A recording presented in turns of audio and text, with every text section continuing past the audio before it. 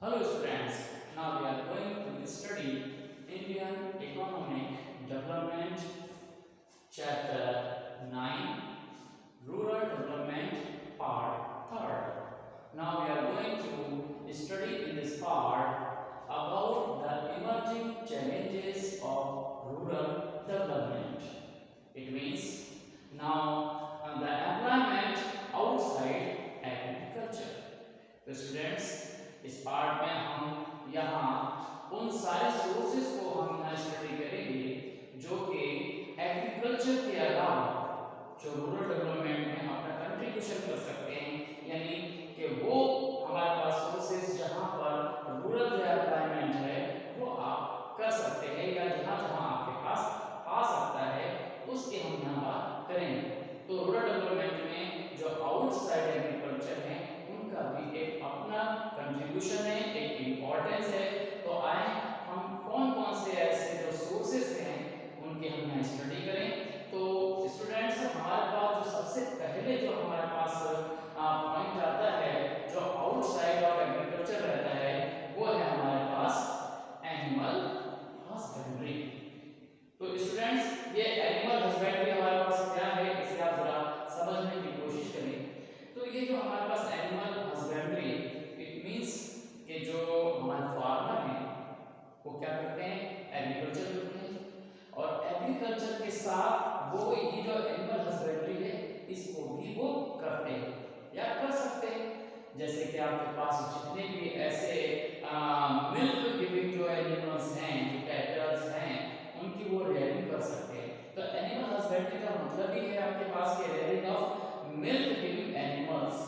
तो जो दूध देने वाले जितने भी आपके पास ऐसे एनिमल हैं उनको पालना, या हम कह सकते हैं कि ये पशुपालन आपके पास कह सकते हैं कि ये आपके पास कहलाता है एनिमल हस्बेंड्री।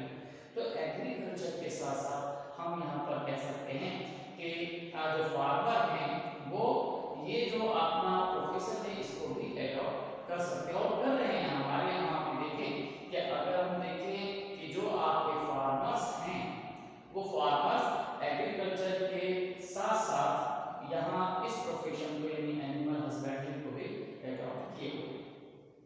तो ये एक मतलब सोर्स है जो आउटसाइड ऑफ एग्रीकल्चर है। अगर इसे और डेवलप कर दिया जाए तो नेचुरली है कि जो हमारे पास रूरल एरियाज है वहाँ पर जो एम्प्लॉयमेंट के जो सोर्सेज हैं यहाँ एनिमल हस्बेंड्री में आपके पास दिखाई देते हैं, जिससे क्या होगा लोगों को एम्प्लॉयमेंट और जो उनकी कंडीशन है वो अपनी दिखाई देगी। तो इसमें मोस्टली हमारे पास क्या होता है, जैसे कि डेयरी फार्म्स है आपके पास, जैसे कि पोल्ट्री फार्म्स है, पोल्ट्री फार्म्स जो आपके पास जहाँ पर मतलब जो है कॉक है, इन सब का मतलब रियरिंग किया जाता है। ये सारी चीज़ें हमारे पास क्या है कि जहाँ पर शीप्स हैं उनको हम यहाँ पर रियरिंग कर सकते हैं, उनको पाल सकते हैं, उनसे आप वुलन जो आपके पास है उसको एक मतलब इंडस्ट्री के रूप में हम उसको एस्टेब्लिश कर सकते हैं। तो ये भी बहुत सारे आपके पास हैं जो एनिमल्स आपको हेल्प कर सकते हैं आपके एम्प्लॉयमेंट में, आपकी जो कंडीशन है उसके इम्प्रूवमेंट में, और जो रूरल है जो रूरल एरियाज के उनके डेवलपमेंट में उनको जो है ज़्यादा यूज कर सकते हैं। तो इस तरह से जो एनिमल हस्बेंड्री है वो एक इम्पॉर्टेंट जो हमारे पास सोर्स है रूरल एम्प्लॉयमेंट का और उसकी कंडीशन को इम्प्रूव करने का। तो ये आपको समझ में आ गया। ओके, तो यहाँ हम बात करते हैं नेक्स्ट जो पॉइंट आपके पास है जिसे आप बोलते हैं फिशरीज। फिशरीज आप देखें क्या, अगर आपको क्या देखते हैं कि अगर इंडिया के मैप पे देखें तो इंडिया का मैप आपके पास कुछ इस तरह से जो आपके पास यहाँ ये जो पोर्शन आपके पास ये रहता है, ये आपका ये जितना भी पोर्शन आपके पास यहाँ पर ये आप देख रहे हैं कि इस तरह का जो हमारे पास पोर्शन आपके पास दिखता है, तो ये जितना भी हमारे पास पोर्शन है ये क्या है, कोस्टल एरिया हमारे पास है श्रीलंका के पास। तो ये जो कोस्टल एरिया है हमारे पास, इस कोस्टल एरिया में जो जितने भी आप देखें कि यहाँ पर जो मछली पकड़ने वाले जो फिशरमैन हैं वो मेन अपने जो प्रोफेशन को यहाँ अडॉप्ट किए हुए। तो जो कोस्टल एरिया ये हमारे पास यहाँ गुजरात से लेके ये आपके पास पूरा जो एरिया हमारे पास यहाँ जाता है, ये जो आपके पास यहाँ तक ये भी आप बंगाल तक आप देखें तो ये आपके पास क्या है, ये पूरा पोर्शन आपके पास आता है जहाँ पर ये कोस्टल एरिया है। यहाँ पर लोग क्या करते हैं, मछली पालन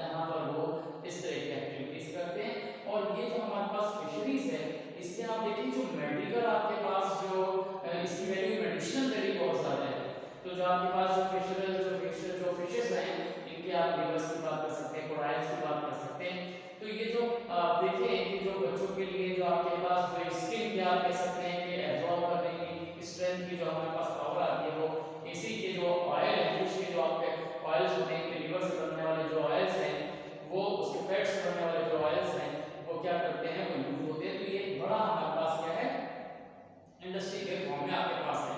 इसलिए क्या आपके पास जो है आइस के संबंध में जो हम कह सकते हैं कि इसका जो मेडिसिनल वैल्यू है फिश का बहुत ज्यादा रहता है। तो इस तरह से ये जो पूरा एरिया हमारे पास जो समुद्री जो आपके पास रीजन है जिसको हम कोस्टल एरिया कहते हैं, तो यहाँ पर जो है ये फिशरीज को एडॉप्ट किया गया है।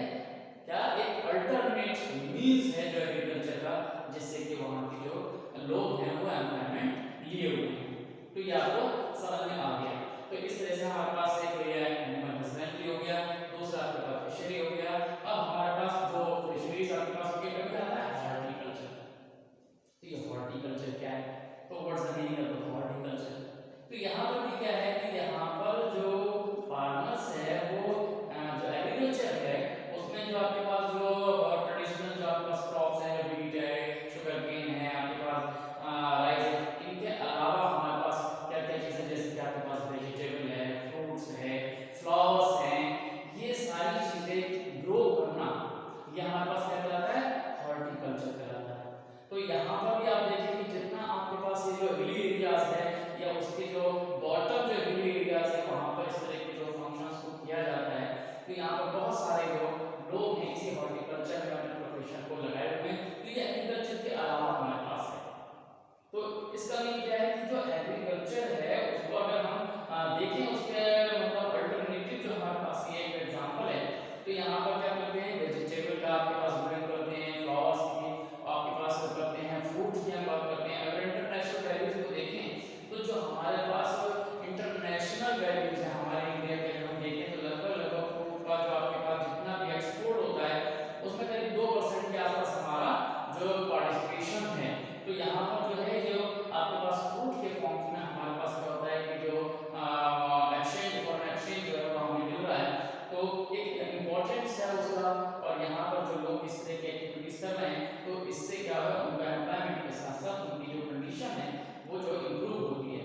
तो आजकल क्या है कि आपके पास देखेंगे आजकल जो प्रोफेशन हो गया, जो सैंड का आपके पास प्रोफेशन है, इत्र का आपके पास प्रोफेशन आजकल आप देखें कि होटल में आपके डिफरेंट जो फ्लेवर्स होता है आपके पास हो रहे हैं उनमें सबसे ज्यादा आजकल की डिमांड जो रहती है किसकी रहती है, फ्लावर्स की रहती है। उनसे बनने वाले जितने भी जो आपके पास इंग्रेडिएंट्स हैं तो उनके यूज करते हैं। तो ये डिफरेंट फ्लेवर्स के फॉर्म में आपके पास यूज करते हैं, जो अलग अलग तरह की जो खुशबूज हैं उनके खुशबू है उनकी जो स्मेल्स आपके पास है उनको यूज करते हैं। तो सेंट हो गया, इत्र हो गया, परफ्यूम के साथ हो सकते हैं, ये सब आपके पास हो गया। तो ये हॉर्टिकल्चर जो है इसके थ्रू जो क्या करते हैं वहाँ के लोग ये प्रोफेशन को अडॉप्ट करते हैं जिससे कि उन्हें एम्प्लॉयमेंट मिलता है और वो अपनी कंडीशंस को इम्प्रूव करते हैं। तो ये क्या है, ये हमारे पास एक मींस है जो एग्रीकल्चर के डिसाइड है कि उसके अलावा हम ये जो है डेवलप कर सकते हैं और ये हमारे जो रूरल एरियाज की जो हमारे पास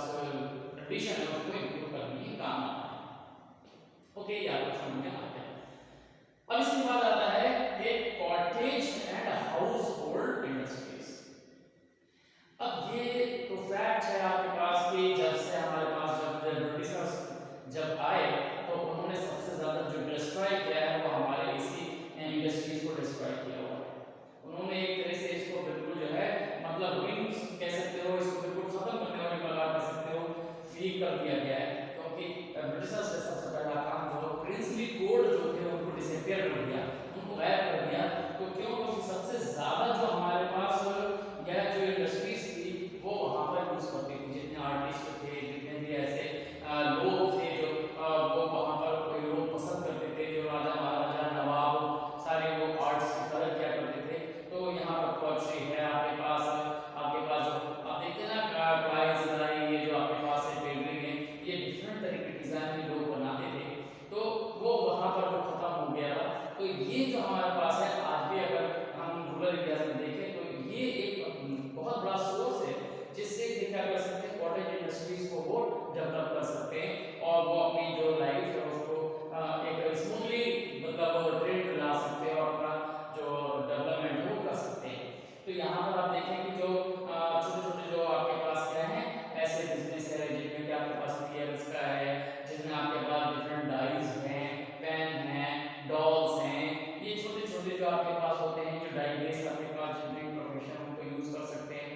इसी तरह से अगर आप आज देखें तो एक प्रोफेशन आपके पास आजकल और भी चल रहा है जिसको आप कह सकते हैं कि होटल और जितने भी जो 5 स्टार 3 स्टार होटल हैं इसकी डिमांड है, जिसमें अगर मशरूम आप कह सकते हैं, तो ये जो क्या कर सकते हैं उसको वो उड़ा सकते हैं। तो ये क्या है, ये सब जो है छोटे छोटे जो घरेलू हमारे पास जो मतलब ट्रेडिंग सोर्सेस हैं, हम इनके थ्रू वहाँ की कंडीशन को सही कर सकते हैं।